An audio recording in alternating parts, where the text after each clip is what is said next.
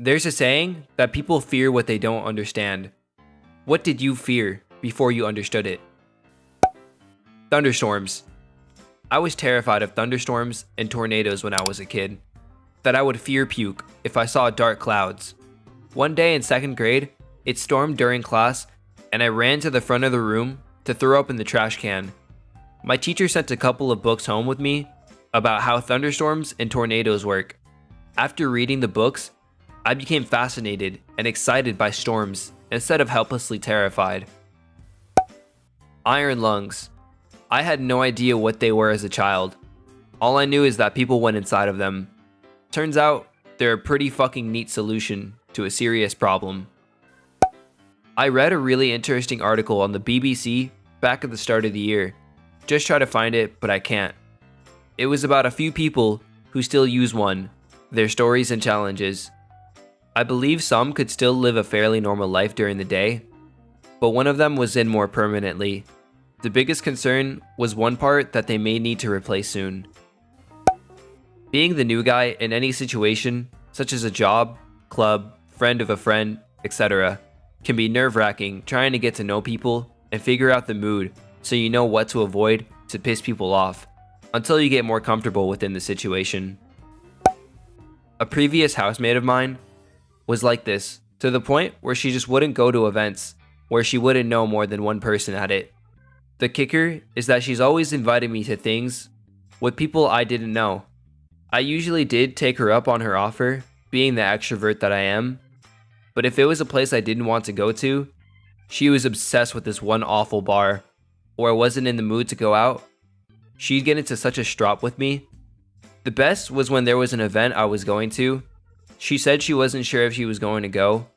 I made plans with my BF and his friends more than a month in advance.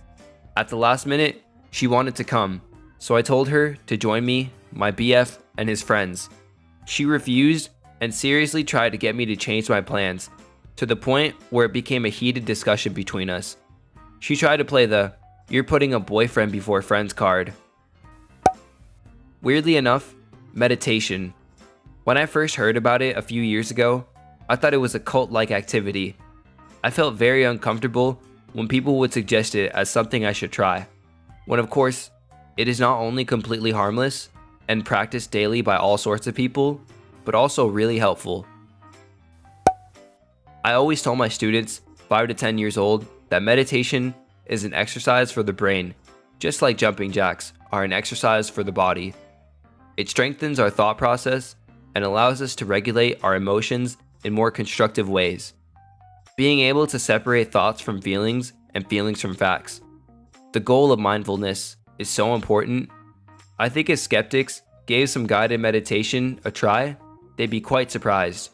Headspace has a really great beginner's course. The app is pricey, but worth it, I feel.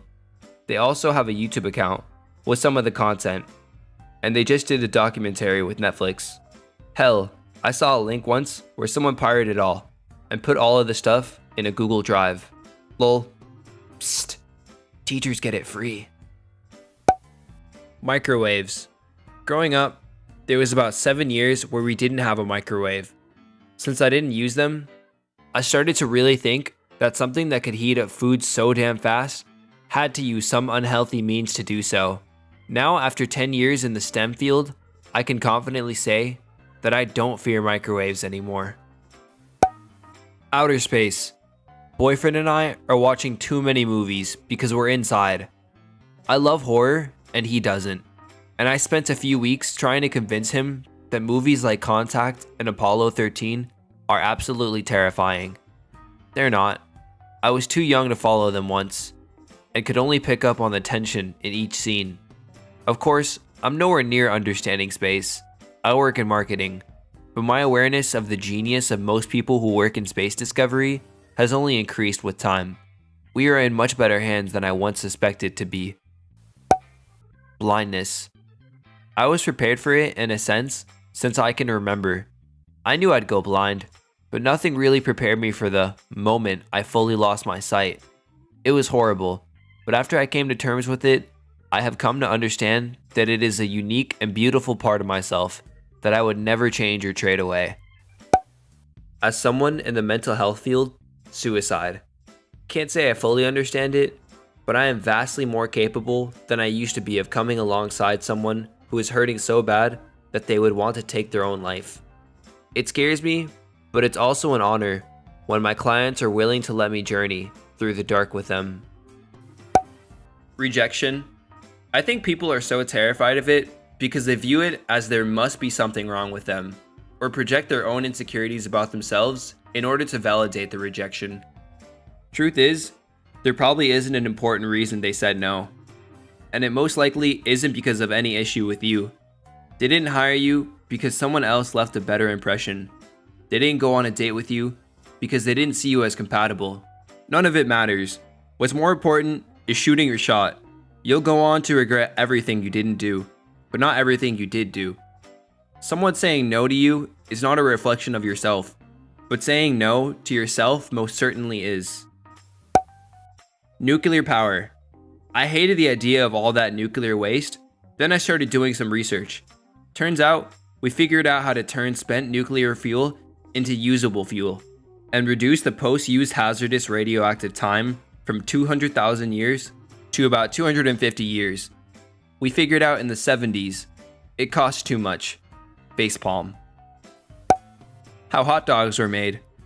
People told me to never find out how hot dogs were made as if it were some satanic ritual where they spilled the blood of a dog onto a normal wiener, or that they were just made out of ground up hoofs and eyes from leftover animals. I soon found out they were made out of just normal old meat. Quicksand. I thought it was a huge problem back when I was youngling. Illustrated animations portrays it as a very dangerous thing, but it really isn't. Other than that, I think depression. I've observed humans that were afraid of depression. They were afraid to appear weak in front of the fellow kind, but there is nothing afraid when asking for help. Black people. Growing up in a white suburb in the 70s and 80s, being told to lock the doors when passing through a black area, the news mainly showed violent black people and reporting on murders in the city. All of that has an effect on me. Film clips of riot of the late 60s and early 70s, and seeing these rundown neighborhoods a decade or two later. Only had a few black kids in high school in my town, but I grew up with some Hispanic friends, so knew not everyone was, quote, bad. Let's say I was taught to be cautious, more than hatred. Anyway, I went to a college in a city that had been decimated by riots in the 60s. Worked on campus with guys that grew up in the projects. One guy hated me just because I was white. The other guys were fun guys. One eye-opening time was walking downtown. I realized I was the only white person on my side of the street, and the sidewalk was packed. I almost waved at a lone white guy on the other side of the street. It was weird to be a minority, but nobody bothered me, or even said boo to me. Worked with a few different black guys and gals over the years, and never had issues with most of them. We all worked hard, and one dude gave me the key quote: "We all want the same thing, no matter our background." Everyone wants their kids to live a better life than they did. There is nothing to fear, as the average person just wants a better life, no matter where they are from. We can all live better lives. I really blame the media for blowing up our differences. We all just want to live our lives, and the majority of people are friendly and kind, but you'd never know it from the nightly news. Death. Of course I don't understand it in the way that I've experienced it personally, but I was a caregiver too and watched my wife die from metastatic breast cancer last year. Before she passed, my self-preservation instinct was pretty atrophied. Now I just don't give a shit. I'm not suicidal. Sushi. My backwater, prairie self thought it sounded disgusting when it was only described to me as raw fish, but then I tried it and my eyes were opened. Spiders.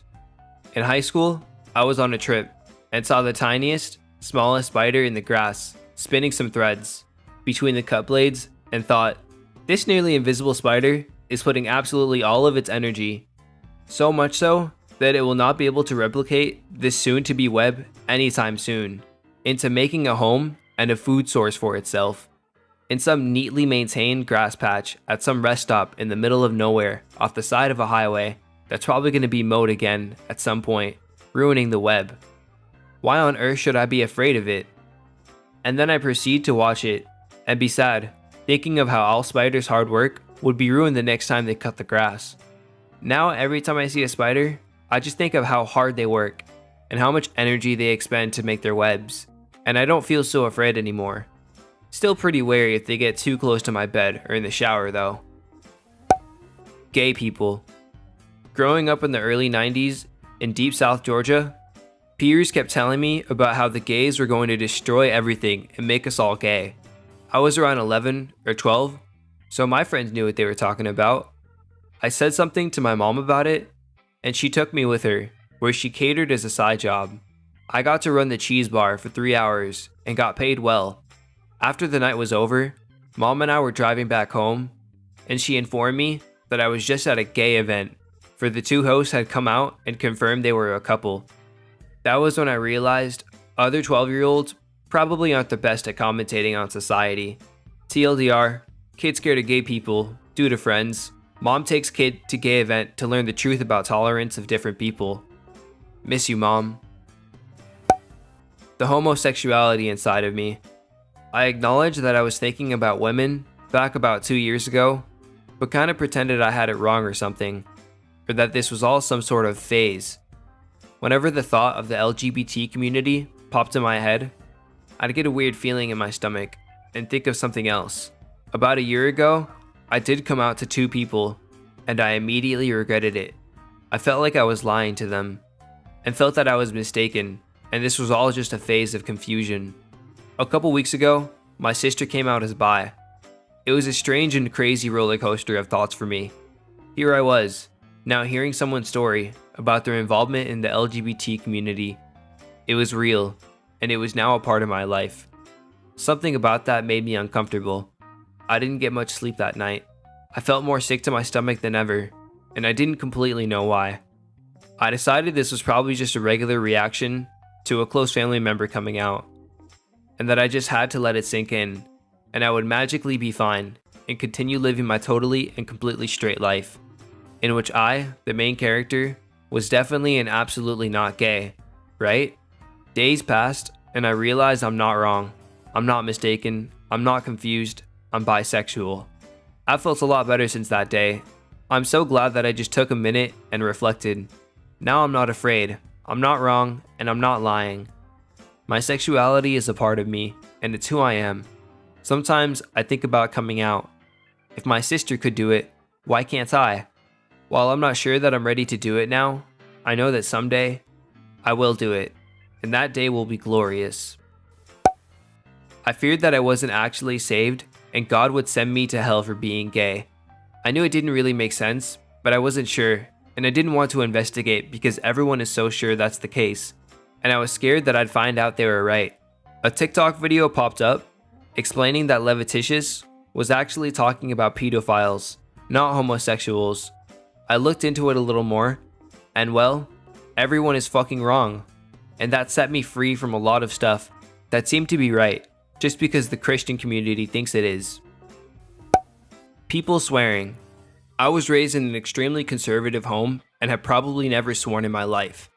It used to freak me out anytime somebody would swear, IRL or in video games. Now I have more of an understanding. I have a very different mindset about it. It's almost an appreciation for people swearing, when it's tasteful. I don't know if it makes sense, but there it is. All the feelings I feel are irrational. I'm terrified of bulls, male bovines. I live on a farm and we no longer have a bull. When we did, I couldn't even walk through the field he was in. I've never been chased by any bull, never even had a bad experience. I'm just petrified of them.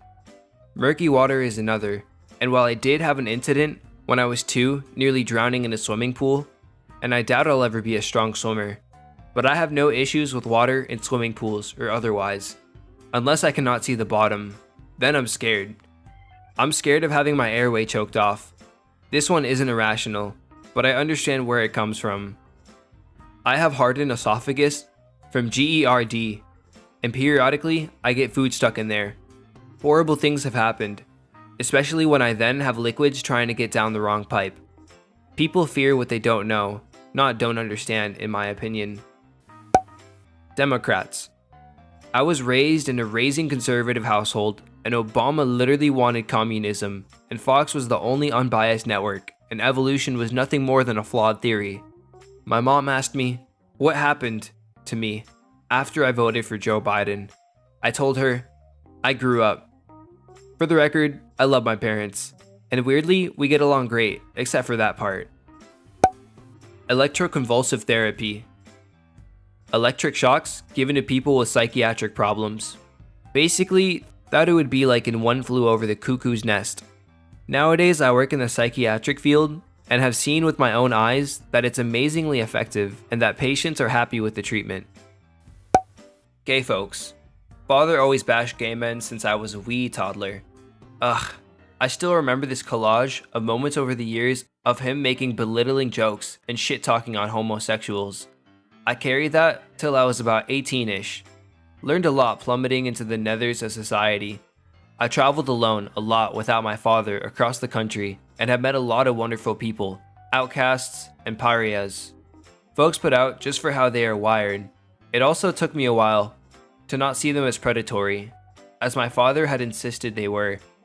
Surprise, Pops, you can go fuck yourself. Gay folks are awesome, and I'm a proud LGBTQ supporter now. Multiple personality disorder, which is now dissociative identity disorder. After watching Anthony Padilla's video about DID, and then binge watching a lot of Socrates videos, I understand it way more, and not just how the media portrays it, with Split, and other things. Wasps, bees, and other stinging insects. You see, as a kid, I had, and still have, a huge love for insects, but a bad experience with a honeybee stung my hand after I accidentally grabbed it, and a yellow jacket had it sting me twice on the leg, and a paper wasp stung and bit me on my neck when I was young, left me paranoid around them. I thought they were out to get me, and being assholes just to be assholes, but then around the age of 13, I got a book on insects, particularly the stinging kind, and their behaviors. I learned a lot. I came to recognize warning signs. For example, yellow jackets and other ground-dwelling wasps won't just outright sting you. They will try to warn you away by bumping into you repeatedly, before stinging in a last-ditch effort to dissuade you. I learned that the wasps you see flying around, and bees flying around foraging, are the oldest in their hives, and considered expendable, while the younger wasp and bees care for the hive itself. I learned that wasps, near the end of their lifespan, particularly before winter hits, are only more aggressive because they have nothing to do, no more young to take care of, and they are slowly approaching the end of their natural lives. And this causes them to act out, like going to soda cans and interacting with more people. But something amazing happened long before I got the book. At the age of 8, I was in elementary school, primary for non-US people, and was resting on a bench, hanging over the side, when 2 yellow jackets landed on me to check me out, one of each arm.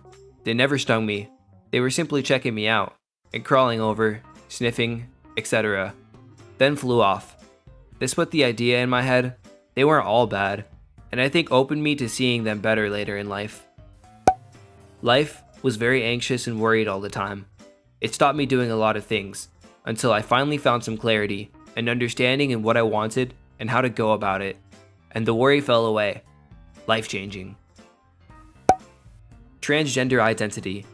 I was one of those, there's male, female, and everything else in mental illness, a-holes, till I met a trans girl on a Zelda Facebook group, and she took the time to run me through the whole deal with it. I can't say I understand all of it, but it seems like the only people who truly can are trans people, but I'm definitely not the closed-minded idiot I once was about it, that's for sure. Honestly, homosexuality. Grew up in a religious household where I led to believe that they're the spawn of Satan. Then I learned that my best friend was gay. I had 2 choices, get rid of my friend or accept that my parents are fucking retards. I chose the latter. Homosexuality. As a lot of kids who grew up in the 90s, early 2000s, was generally a little turd and homophobe, no violence or anything like that, just used gay as a slur and thought it was gross. Didn't really know any gay people, or ones who were out at least. Then grew up. A good friend of mine came out. Remained friends, still hanged out together. Even attended parties, where I was one of the few straight guys there. They were really good people, nothing to fear or dislike. When Australia voted on same-sex marriage, I had no dramas voting yes. I'm deeply ashamed of my younger self for being a dick, but I like to think growth and change is possible. I definitely think besides what you read on the internet, we are progressing on those fronts. Loud music. I have a pretty sensitive sense of hearing. Loud noises startle me easily, so I was very careful with the volume of music I listened to. But when I went to a live concert, I noticed a strange reaction in myself. I enjoyed the loudness. I enjoyed when I could hear every note clearly and felt the bass in my stomach. It was one of the best experiences of my life. Now I'm a serious fan of live music and even make music. Of course I use earplugs, but I still enjoy the feeling of loud music. I've learned that it's not the loudness, but the source of noise, which bothers me. This is going to be a controversial comment. Furries. Most sexual fetishes. Actually, including people who are into lolly.